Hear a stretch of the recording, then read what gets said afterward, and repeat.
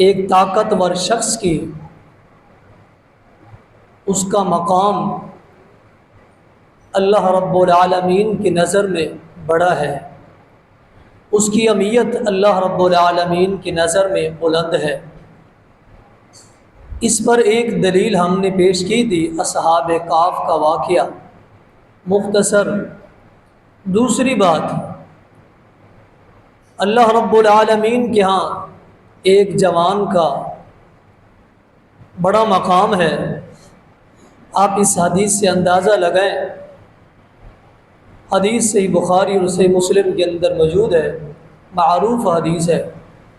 فرمایا کہ سبعۃ یظلھم اللہ فی ظلہ یوم لا ظل الا ظلہ، قیامت کا دن ہوگا، کسی قسم کا سایہ نہیں ہوگا، دھوپ ہی دھوپ ہوگی، زمین تانبے کی طرح گرم ہوگی، سورج سوا نیزے پر ہوگا، انسان لوگ بنا لباس کے ہوں گے، نفسا نفسی کا عالم ہوگا، سوائے اللہ رب العالمین کے عرش کے کسی قسم کا سایہ نہیں ہوگا۔ 7 قسم کے ایسے لوگ ہوں گے جنہیں اللہ رب العالمین اپنے عرش کے سائے میں جگہ دیں گے۔ ان 7 میں سے ایک شخص وہ بھی ہے، شاب نشأ فی عبادت اللہ، وہ نوجوان، وہ شخص، وہ طاقتور انسان جس کا نشہ ہی عبادت ہے، جس کا مشن ہی عبادت ہے، جس کی گفتار ہی عبادت ہے، جس کا رہن سہن ہی عبادت ہے، جس کا چلنا، جس کا بیٹھنا، جس کا اٹھنا، جس کا گفتگو کرنا، کھانا پینا، سب چیزیں عبادت کی خوشبو آتی ہے اس سے۔ شاب نشأ فی عبادت اللہ، اس انسان کو، اس نوجوان کو جو دت لگی ہے وہ نشے کی، وہ عبادت کی ہی ہے، کسی اور چیز کی نہیں ہے۔ ایسے نوجوان کو اللہ رب العالمین کل قیامت کے دن اپنے عرش کا سایہ نصیب فرمائیں گے۔ یہ معمولی بات نہیں ہے، یہ سننے میں اتنا معمولی لگ رہا ہے، آپ اس میں تصور میں جائیں کہ اللہ رب العالمین کس قدر اس نوجوان سے محبت کرتے ہیں، اور اس نوجوان کی عبادت اللہ رب العالمین کو کس قدر پسند ہے، تبھی تو اللہ تعالیٰ اپنے عرش کا سایہ اس انسان کو عطا کر رہے ہیں۔ یہ معمولی بات نہیں ہے، بڑی اہم بات ہے۔ اگر بات سمجھنی ہے تو دوسری بات دیکھیں، ایک نوجوان ایسا بھی گزرا ہے، میں آپ کو ایک نوجوان کی سیر کرواؤں، بڑا اہمیت والا نوجوان ہے، آپ اندازہ لگائیں اس نوجوان کا مقام اللہ رب العالمین کے ہاں کتنا بلند ہے، کتنا بڑا مقام ہے اس نوجوان کا اللہ تعالیٰ کے ہاں۔ اب بات سنیں پھر آپ کو بات سمجھ آ جائے گی۔ نبی اکرم صلی اللہ علیہ وسلم نے سیدنا عمر بن خطاب رضی اللہ تعالی عنہ کو ایک وصیت کی ہے۔ فرمایا کہ ایک شخص آئے گا، آپ سے اس کی ملاقات ہو جائے تو آپ نے ایک کام کرنا ہے، اس نوجوان سے آپ نے اپنے لیے اللہ رب العالمین سے دعا کروانی ہے۔ اس نوجوان سے اپنے لیے آپ نے دعا کروانی ہے۔ اس نوجوان کا اللہ تعالیٰ کے یہاں بڑا مقام ہے۔ نوجوان کون تھا جس کے متعلق آپ نے ایک وصیت کی ہے، آپ نے پیشن گوئی دی ہے؟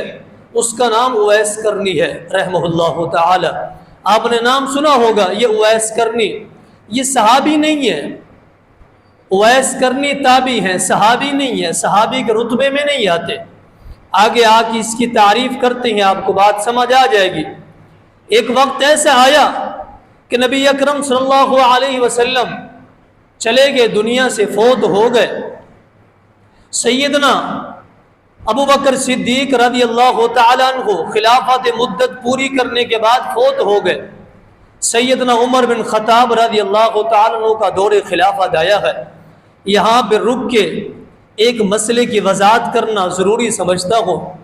بعض اوقات لوگ اکثر ہی اپنی زبان مبارک سے نبی اکرم صلی اللہ علیہ وسلم کی محبت میں آ کے، محبت ہونا بہت ضروری ہے، لیکن محبت میں آ کے ایک جملہ کہتے ہیں، جب آپ کی باری آتی ہے کہ آپ فوت ہو گئے ہیں تو لوگ اپنی زبان مبارک سے جملہ یہ کہنا پسند نہیں کرتے کہ آپ فوت نہیں ہوئے، آپ کے لیے وفات کا لفظ نہ بولا جائے، آپ کے لیے بولا جائے کہ آپ پردہ فرما گئے ہیں، آپ وصال کر گئے، آپ پردہ فرما گئے ہیں، آپ کے لیے یہ جملہ بولا جائے۔ وفات کا جملہ، فوت ہونے کا جملہ آپ کی شخصیت کے لیے صحیح نہیں ہے، یہ گستاخی میں آتا ہے۔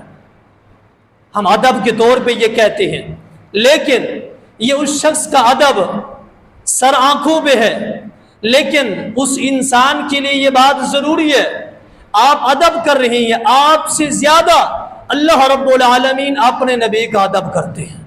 سب سے زیادہ جس نے ادب کیا اللہ رب العالمین کی ذات ہے۔ اللہ تعالیٰ نے قرآن کے اندر اِنَّكَ مَيِّتٌ وَإِنَّهُمْ مَيِّتُونَ، آپ کے لیے یہ جملہ بولا گیا کہ آپ فوت ہو جائیں گے، آپ وفات پا جائیں گے اور یہ لوگ بھی فوت ہو جائیں گے، تو آپ کے لیے یہ جملہ بولا گیا کہ آپ انتقال کر جائیں گے، آپ فوت ہو جائیں گے۔ اللہ رب العالمین کو ادب کا ایک خیال نہیں تھا کیا؟ اس بندے کو خیال آتا ہے کہ وصال کا جملہ بولا جائے، پردے کا جملہ بولا جائے، آپ کے لیے انتقال کا جملہ نہیں۔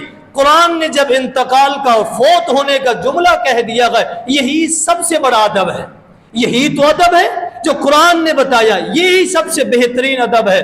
اور وصال کا اور پردے کا جملہ اس سے بہتر ہے، یہ ایک ادب کے طور پہ نہیں، ایک گستاخی کے طور پہ اگر کہہ دیں تو یہ جملہ آتا ہے۔ تو یہ فوت ہونے کا جملہ اللہ رب العالمین نے بولا ہے، تو ہمیں بھی فوت ہونے کا جملہ بولنا چاہیے، اور یہی ادب ہے۔ یہ ایک مسئلہ تھا۔ اپنی بات کی طرف آتے ہیں۔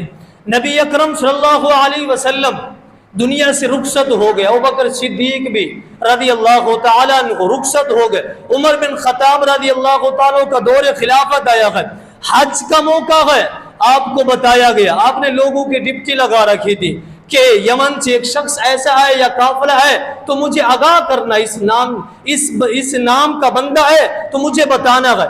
بتایا گیا کہ مینا کے مقام پہ ایک یعنی خیمے کے اندر شخص موجود ہے جس کا نام اویس ہے، اویس کرنی ہے، وہ موجود ہے۔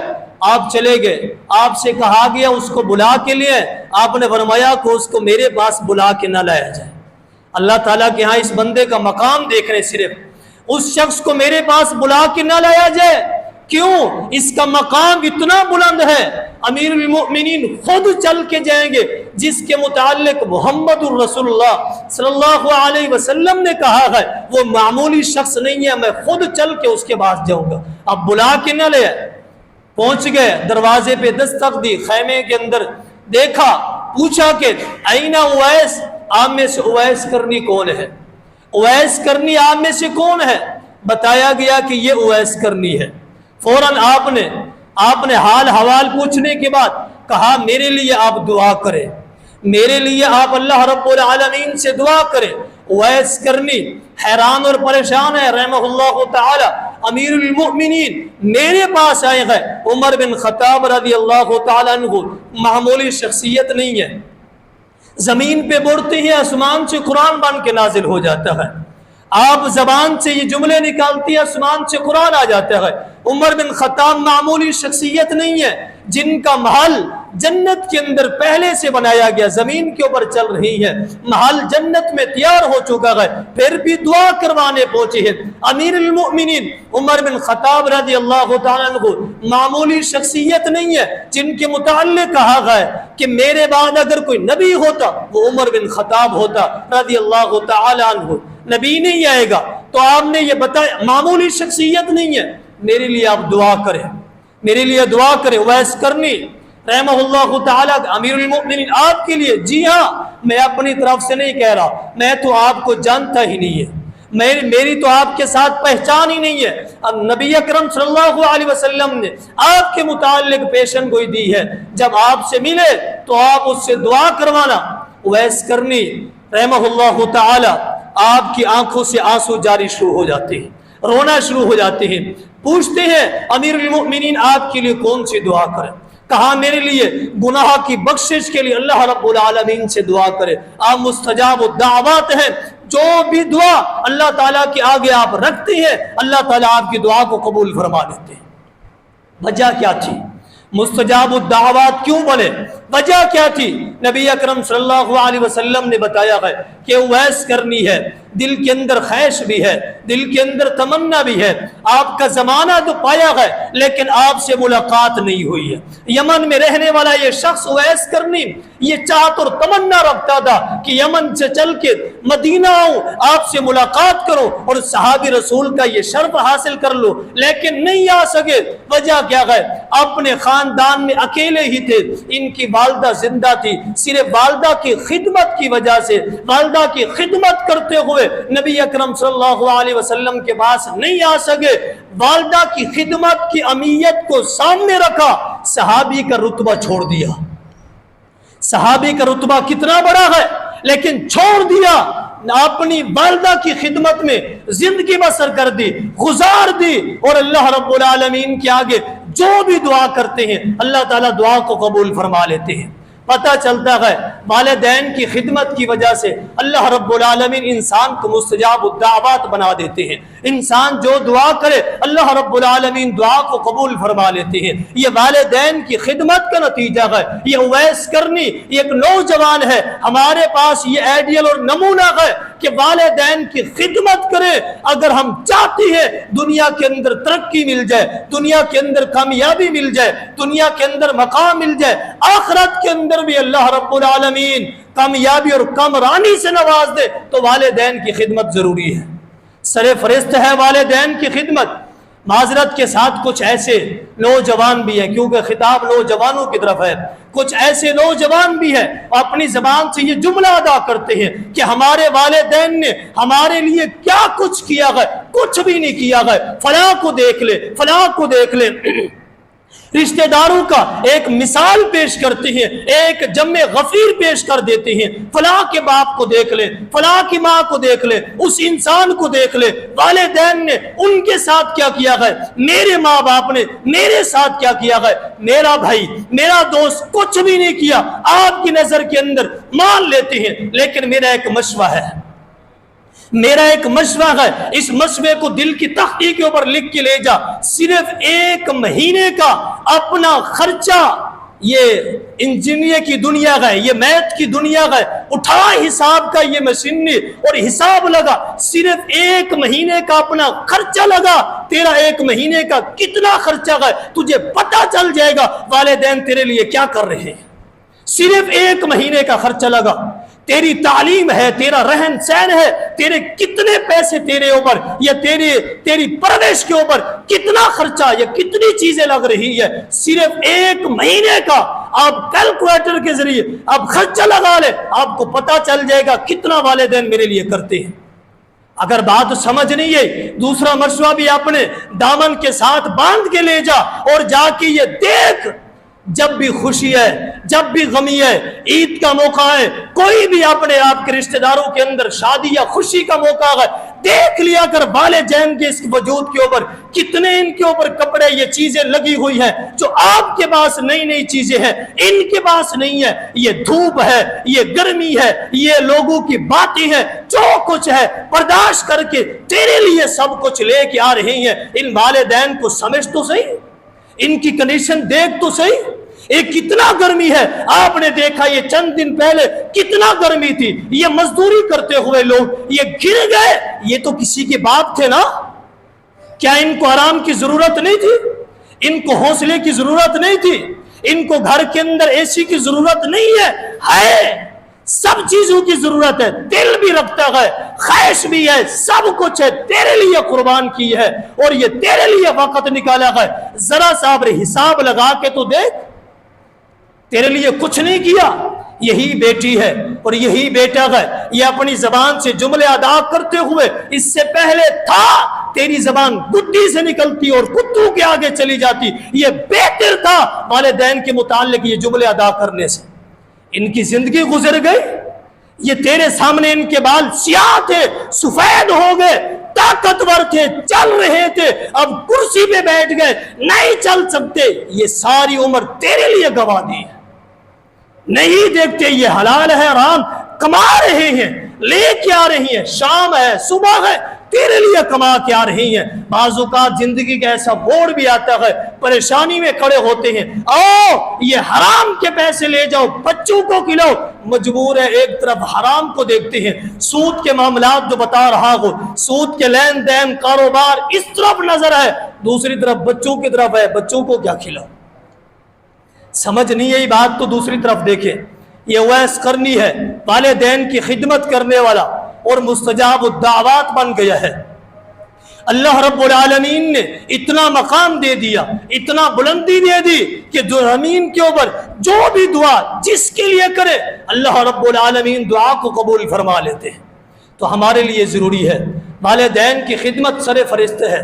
آج سے اپنے دامن میں باندھ لے، روزانہ والدین کی خدمت میرے لیے سر فرست ہے، صرف ہفتے میں نہیں، دنوں میں نہیں، مہینوں میں نہیں، شادی اور بیاہ میں نہیں، عیدوں میں نہیں، روزانہ 24 گھنٹے میں اگر ایک ایک سیکنڈ میں ملتا ہے والدین کی خدمت میں جائے۔ ہم نے تو دن باندھ رکھی ہیں، ہم نے تو اوقات باندھ رکھے ہیں، ہفتے میں کریں گے، جا کے ملیں گے، عید پہ کریں گے، خوشی پہ کریں گے، اگر مانگ لیں گے، یہ کریں گے، فلاں کریں گے، دن باندھ رکھے ہیں۔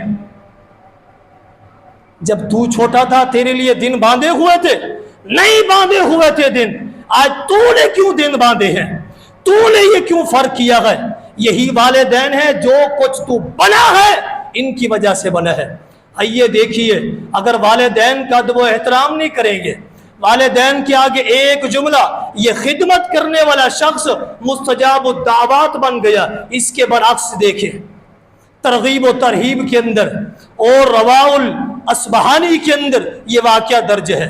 امام عوام بن حشب رحمہ اللہ تعالی اس حدیث کے راوی ہے، اس روایت کے راوی روایت کرتے ہیں، کہا ایک محلے کے اندر یمن کا واقعہ ہے، نماز عصر کے بعد میں اپنے گھر سے یہ چلتا ہوا قبرستان کا رخ کرتا ہوں، قریب سے میں دیکھتا ہوں نماز عصر کے بعد ایک قبر کھلتی ہے، واقعہ طویل ہے، ایک قبر کھلتی ہے، کھلنے کے بعد اس سے ایک نوجوان باہر نکلتا ہے۔ اس نوجوان کی شکل و صورتحال یہ ہے، اس کا سر سارا کا سارا گدھے کی شیپ ہے، گدھے کی طرح بنا ہوا ہے، سر کے نیچے والا حصہ سارا کا سارا انسانی جسم کے ٹائپ بنا ہوا ہے۔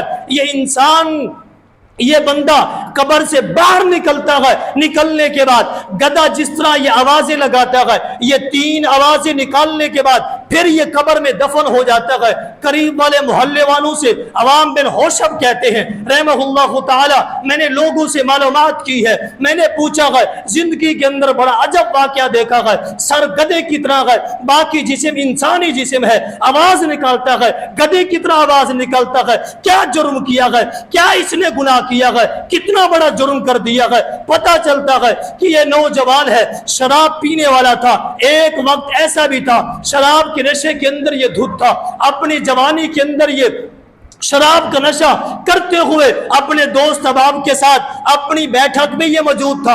والدہ اس کو بار بار بلا رہی تھی، کہہ رہی تھی کہ میرے پاس آؤ، لیکن اپنی والدہ کے پاس نہیں گیا۔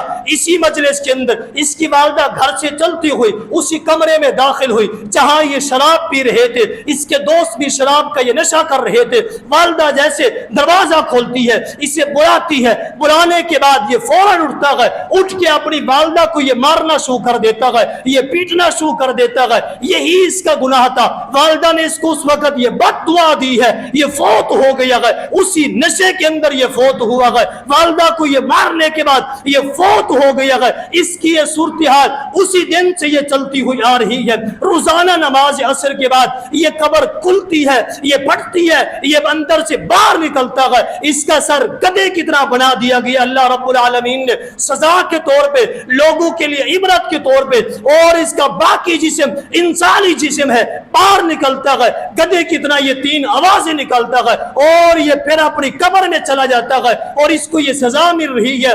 آپ اندازہ لگائیں، اس شخص نے اپنی والدہ کے دل کو دکھایا ہے، والدہ کو اذیت دی ہے، والدہ کے اوپر اپنے ہاتھ کو اس نے چارج کیا ہے، اور اس کی صورتحال کنڈیشن اللہ رب العالمین نے عذاب کے طور پہ کتنا بڑی سزا دے دی ہے۔ اور اس کے برعکس آپ نے پہلے سنا، والدہ کی خدمت کرنے والا اویس قرنی اللہ رب العالمین نے مستجاب الدعوات بنا دی ہے۔ اے نوجوان، تیرے لیے یہ سبق ہے، तेरे लिए ये सबक है, इबरत है। अगर चाहता है अपनी जवानी के अंदर, अगर चाहता है सारी जिंदगी तेरे लिए खुशगवार बन जाए, इस अनमोल हीरे का और इस एक नेमत का, कुछ दुनिया के अंदर ऐसी नेमतें होती हैं जो बार बार मिलती है। वालिदैन ऐसी नेमत है जो एक बार मिलती हैं फिर बार बार नहीं मिलती। पूछ उन लोगों से या पूछ हमसे सवाल करके देख, वालदा की ममता से जा चुके हैं, बचपन की हालत में नहीं देखी वालदा की ममता। आज अगर दुख मिलता है, किसी वालदा को परेशानी मिलती है, दिल खून के आंसू रोता है, ये पूछ उनसे जिनके पास वालिदैन की नेमत नहीं है। पूछ उन लोगों से जो वालिदैन की मोहब्बत से तरस गए और बचपन की हालत में लोगों की ये बातें सुनते हुए, ये गली मोहल्ले की ठोकरें खाते हुए, वालिदैन को देखने के लिए आंसू निकलते हुए और आंखें तरस गई हैं, लेकिन ये अनमोल हीरे नजर नहीं है और इनका चेहरा नजर नहीं आया। देखने के लिए लोग तरस जाते हैं। ये बार बार नहीं, एक बार ये मिलता है, ये अनमोल ये तोहफा अगर इंसान को मिल जाए, गनीमत समझे, अपने लिए सबसे बड़ी नेमत समझे, ये चले जाए तो इंसान अल्लाह रब्बुल आलमीन से ये दुआ करता रहे, ऐ अल्लाह वालिदैन की जिंदगी में हमें ले लेना, और इनको अगर पहले ले लिया ये दुख बर्दाश्त नहीं होगा, ये दुख बर्दाश्त नहीं होगा। अब पूछिए उन लोगों से जिनके पास ये नेमत नहीं है और इस नेमत को देखने के लिए तरस गए, कई कई साल गुजर गए, ये नेमतें नहीं मिली, तो इनका अदब व एहतराम इस कदर जरूरी है। बात तवील हो चुकी है। आइए दूसरी बात देखें। जवानी एक बड़ी नेमत है। अगर इस जवानी के अंदर फिर ताकत भी हो, उससे बड़ी नेमत है ये। जवानी एक बड़ी नेमत है, इसके अंदर ताकत आ जाए, ये उससे बड़ी नेमत है। आप पूछें उन लोगों से जिनके हाथ, जिनके पांव माजूर हो चुके हैं। जवानी की नेमत इन लोगों से पूछें जो अपने चलने फिरने के काबिल नहीं है, कुर्सी पे बैठ के नमाजें पढ़ते हैं, दिल चाहता है जमीन के ऊपर सिजदा करें, हाथ पांव सलामत है लेकिन ताकत चली गई है। अल्लाह रब्बुल आलमीन की तरफ से दी हुई ताकत खत्म हो चुकी है। कई कई साल मर्ज बिस्तर के ऊपर ये लेटे हुए हैं। पूछ इनसे जवानी कितना बड़ी नेमत है। पूछ उन लोगों से जिनके हाथ पांव कट चुके हैं, जवानी कितना बड़ी नेमत है। आज चाहते हैं ये चीज करने को, नहीं कर सकते। जवानी बहुत बड़ी नेमत है। इस नेमत से फायदा उठाते हुए तभी तो नबी अकरम सल्लल्लाहु अलैहि वसल्लम ने, सही मुस्लिम के अंदर ये हदीस मौजूद है, आपने फरमाया कि 5 चीजों से पहले गनीमत जानिए, उनमें से चौथे नंबर पर ये बड़ी नेमत है शाबा का, एक नौजवानी कबला हरामा का। जवानी इससे ये ढल जाए और बुढ़ापा आ जाए, बुढ़ापा आने से पहले जवानी को एक नेमत समझ, बुढ़ापा आने से पहले जवानी को नेमत समझ, ये बड़ी नेमत है। उन 5 चीजों में से एक नेमत ये भी है। अगर बात समझनी है तो तीसरी बात देखें, जवानी कितना बड़ी नेमत है। दुनिया के अंदर आप देखें, मेरे बुजुर्ग भी यहाँ मौजूद हैं, बड़े भाई भी मौजूद हैं, मैं उनसे भी दरख्वास्त करूंगा, उनकी खिदमत के अंदर ये जुमला एक रखना चाहता हूँ, क्योंकि उनके लिए भी जरूरी है कि नौजवानों के अगर गलती हो जाए, नौजवानों से कहीं खता हो जाए, नौजवानों से कोई नफरमानी हो जाए, इनकी इस्लाह करनी है। तो कैसे इनकी इस्लाह करेंगे, कैसे इनकी इस्लाह करेंगे, कैसे रहे रास्ते पे लेके आ जाएंगे। ऐसे इस्लाह करनी है, ऐसे इनकी इस्लाह करनी है जैसे मोहम्मद रसूलुल्लाह सल्लल्लाहु अलैहि वसल्लम ने इनकी इस्लाह की है। आइए देखिए, कहते हैं ये नौजवान है, ये जिद्दी है, ये उस वक्त के नौजवान नहीं है, ये इस 14वीं सदी के ये नौजवान है, ये बड़े जिद्दी है, ये बात तस्लीम करते ही नहीं है और इसके अंदर जिद बड़ी हुई है। आइए इस अंदाज में इस्लाह करें जैसे मोहम्मद रसूलुल्लाह सल्लल्लाहु अलैहि वसल्लम ने इस्लाह की है। एक शख्स आया, जामिया तिरमिज़ी की हदीस है, आकर कहते हैं अल्लाह के रसूल सल्लल्लाहु अलैहि वसल्लम इजाजत दीजिए, 3 काम करूंगा। उन 3 कामों में से एक ये भी है कि बदकारी करूंगा, इस्लाम कबूल कर रहा हूं, बदकारी करता रहूंगा, इस्लाम कबूल कर रहा हूं। इजाजत दीजिए, चोरी करने की आदत है चोरी करता रहूंगा, झूठ बोलने की आदत है झूठ बोलता रहूंगा, ये 3 कामों की आप मुझे इजाजत दे, इस्लाम कबूल करता हूँ। नबी अकरम सल्लल्लाहु अलैहि वसल्लम ने ये जुमला देखा, सहाबा किराम गुस्से में आ गए, किस चीज की इजाजत मांग रहा है, बदकारी की इजाजत मांग रहा है, चोरी की इजाजत मांग रहा है, झूठ बोलने की इजाजत मांग रहा है, शरीयत के सारे खिलाफ कामों की इजाजत मांग रहा है। सहाबा किराम बड़े गुस्से में है। नबी अकरम सल्लल्लाहु अलैहि वसल्लम ने इस नौजवान की कैसी इस्लाह की है। आपने उससे पूछा, जिसके साथ तू ये बदकारी करेगा वो भी तो किसी की बेटी होगी, क्या तू चाहता है अपनी माँ के साथ ये बदकारी कर, क्या तू चाहता है अपनी बहन के साथ बदकारी कर, क्या तू चाहता है अपनी बेटी के साथ बदकारी कर, क्या तू चाहता है अपनी खाला के साथ तू बदकारी करे। कहा नहीं नहीं, अस्तगफिरुल्लाह, मैं इनके साथ बदकारी करना चाहता ही नहीं हूँ। कहा अल्लाह के रसूल सल्लल्लाहु अलैहि वसल्लम ने, जिसके साथ तो ये काम करेगा जानता है वो भी तो किसी की माँ होगी, वो तो किसी की बेटी होगी, किसी की बहन होगी, किसी की खाला होगी, वो भी तो किसी की इज्जत होगी। अगर तू ऐसा अपने लिए नहीं पसंद करता फिर दूसरों के लिए क्यों पसंद कर रहा है। नबी अकरम सल्लल्लाहु अलैहि वसल्लम ने इस अंदाज में इस नौजवान की इस्लाह की है। मुहद्दिसीन लिखती हैं, उस दिन के बाद कभी भी इस शख्स से झूठ बोलना या चोरी करना या बदकारी करना या इस किस्म की जर्रा बराबर भी इनसे बदबू नहीं आती थी। नौजवानों की इस्लाह करना मेरी जिम्मेदारी है, मेरे बुजुर्गों की जिम्मेदारी है कि अगर गलती खता हो जाए उनको टारगेट न बनाया जाए, उनको छोड़ ना दिया जाए, बल्कि सीने से लगाया जाए, उनको करीब किया जाए। गुनाह करने वाले को गुनाह पे छोड़ दिया जाएगा, वो गुनाह की जिंदगी में बसर हो जाएगा और आगे गुनाह करता जाएगा। अगर गुनाह करने वाले शख्स को सीने से लगाया जाए, उसको एक रेड लाइन दी जाए, उसकी इस्लाह की जाए, ये बेहतर है छोड़ने से बेहतर है। तो हमारा काम अक्सर ये होता है, ये तो गुनाहगार है इसको छोड़ो, नेक लोगों की तरफ चलते हैं। गुनाहगार लोगों की किसने इस्लाह करनी है? हमने, हमारे बुजुर्गों ने इस्लाह करनी है। बताना है उनकी आंखों के ऊपर ये पट्टी है गुनाह की, ये उतारना ये बुजुर्गों की जिम्मेदारी है। अगर बात समझ नहीं है तो एक नौजवान का वाकया और देखे, बात मुकम्मल करते हैं। नबी अकरम सल्लल्लाहु अलैहि वसल्लम ने एक सहाबी रसूल को, जिसकी उम्र 16 वर्ष है, 16 साल का ये नौजवान है। अब अंदाजा लगाए कि 2 खुतबे हो गए मुसलसल, आप ये समझ रहे होंगे कि नौजवान किसे कहते हैं। नौजवान कौन है? ये जो 16 साल के उम्र के ये लोग हैं, ये नौजवान है। 20 साल के, 25 साल के ये नौजवान है। नौजवान किसे कहते हैं? मुहद्दिसीन ने अलग अलग वजाहत की है, लेकिन जो सबसे आखिरी और कामयाबी वाली और बेहतरीन जो राजी कौल है वो यही है, 18 साल की उम्र से लेके 65 साल तक ये जितना अरसा है उम्र का, ये नौजवानी का है। हम सिर्फ समझ रहे हैं नौजवान 20 साल का है, 25 साल या 30 साल का है, नहीं, 18 साल की उम्र से लेके 65 साल तक ये जितना लोग हैं इस उम्र के, और ये नौजवानों में शामिल होते हैं। अगर इन्होंने इबादत के अंदर ही काम किया और इबादत करते रहे तो अल्लाह रब्बुल आलमीन के अर्श के साए में होंगे। अगर इस उम्र में गलती खता कर ली तो फिर ये उस उम्र में आएंगे जिस तरह नौजवान गलती और खता के सजा के तौर पे होंगे। ये नौजवानों की उम्र है। आगे चलिए, एक सहाबी रसूल है जिनकी उम्र 16 वर्ष है।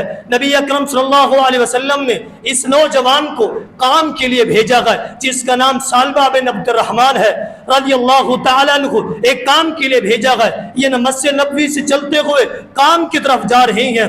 देखते हैं रास्ते में उस वक्त इतनी बड़ी बिल्डिंगें तो नहीं होती थी, बड़े बड़े दरवाजे नहीं होते थे, बड़े बड़े पर्दे नहीं होते थे, बड़ी बड़ी चीजें नहीं होती थी। ये चलते हुए जा रहे हैं। इमरातल गसला, एक औरत गुस्ल कर रही थी।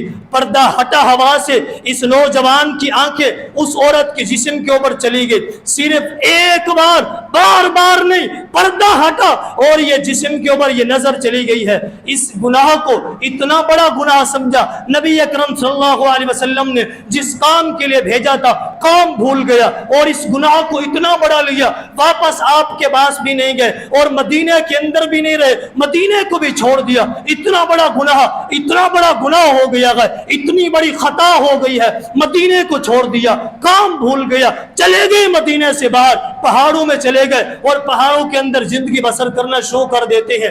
آخر کار یہ ہوا، نبی اکرم صلی اللہ علیہ وسلم نے چند دنوں کے بعد آپ نے کہا عمر بن خطاب رضی اللہ تعالیٰ کو، سیدنا سلمان فارسی رضی اللہ تعالیٰ کو، جاؤ سالبہ بن عبد الرحمن کو ڈھونڈ کے آؤ رضی اللہ تعالیٰ کو۔ مدینہ کے گلیوں کے اندر، گھروں کے اندر چکر لگایا گیا، دیکھا گیا سالبہ نہیں ملے، بتایا گیا کہ وہ ایک جنگل کے اندر، پہاڑوں کے اندر زندگی بسر کر رہی ہے۔ وہاں چلتے ہوئے دیکھتی ہیں سالبہ بن عبد الرحمن رو رہے ہیں، زاروں قطار رو رہی ہیں، وہاں بیٹھے ہوئے، حدیث کے الفاظ ہے ان کا جسم ایسے ہو چکا تھا جیسے ایک چھوٹا سا مرغی کا چوزا ہوتا ہے، چوزے کی نسبت ان کا جسم ہو چکا ہے، رو رہی ہیں زاروں قطار، روئی جا رہی ہیں۔ پوچھا گیا رونے کی وجہ کیا ہے، مدینہ چھوڑنے کی وجہ کیا ہے؟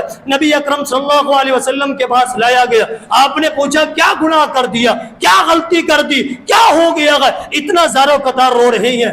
آپ کو بتایا گیا چل رہا تھا، صرف میری نظر ایک عورت کی جسم کے اوپر چلی گئی، پردہ ہٹا، دیکھنے کا ارادہ نہیں ہے، صرف پردہ ہٹا گئے، نظر چلی گئی ہے، اور اتنا بڑا گناہ ہو گیا ہے جس وجہ سے میں آپ کا سامنا کیسے کر پاتا، اور میں چلا گیا اللہ رب العالمین سے توبہ کر رہا ہوں، اللہ تعالیٰ سے یہ معافی طلب کر رہا ہوں، کیا چاہتے ہو اب اللہ کے رسول ایک ہی خواہش ہے، ایک ہی تمنا ہے، اللہ تعالیٰ سے دعا کرے اللہ تعالیٰ میرے اس گناہوں کو معاف کر دے۔ کتنا بڑا گناہ ہے، کتنا بڑا گناہ ہے جس سے ہم معمولی سمجھتے ہیں، میرے نوجوان بھائی، ہم جسے معمولی سمجھتے ہیں، اگر کہہ دوں پوری رات گزر جاتی ہے میڈیا کے اوپر بیٹھے ہوئے، کتنی چیزیں میں دیکھتا ہوں، دوسری بات ہی نہیں کرتے، کتنی چیزیں میری آنکھوں سے گزرتی ہیں، کتنی چیزیں میں شیئر کرتا ہوں، اور کس قدر برائی کے اندر میرا جسم انوول ہو چکا ہے، لیکن اتنا بڑے گناہ اس چھوٹے سے جسم کے اوپر لاد کے اللہ رب العالمین کی زمین کے اوپر یہ چل رہا ہو، اللہ تعالیٰ کی نعمتیں سے فائدہ بھی اٹھا رہا ہو، اور اللہ تعالیٰ کا خوف ذرہ برابر بھی نہیں ہے۔ وَمَا عَلَيْنَا إِلَّا الْبَلَاغُ۔